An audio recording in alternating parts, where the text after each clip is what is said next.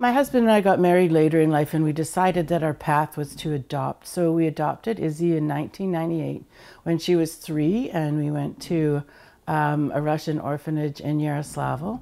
Right from the beginning, we knew she was going to be a lot of work because growing up in an orphanage for your first 3 years is not a good way for a child to be. It wasn't a bad orphanage, but that's how that happened.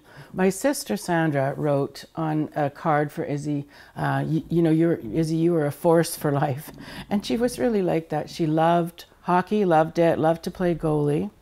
Much to her dismay, she had trouble getting along in the world of people. She loved people. But because she was kind of an out there kid, you know, always out and about, she just ran into a group of people that weren't great.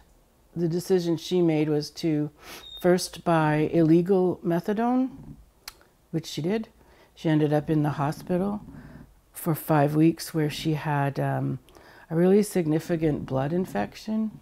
It was at that time, you know, she articulated she wants to stay away from the drugs, but she just said it was so hard and she was worried. She said, I might see someone I know, and there's a lot of shame involved in being addicted, like for her. My husband took her to Granville Street to catch the bus downtown. She was going to go to Pacific Center, and she rattled off what she was going to do.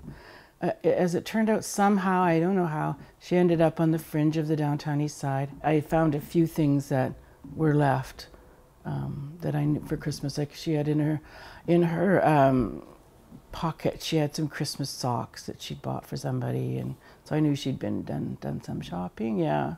Shortly after that, I was doing some advocacy work, and I happened upon a group called Mums Stop the Harm.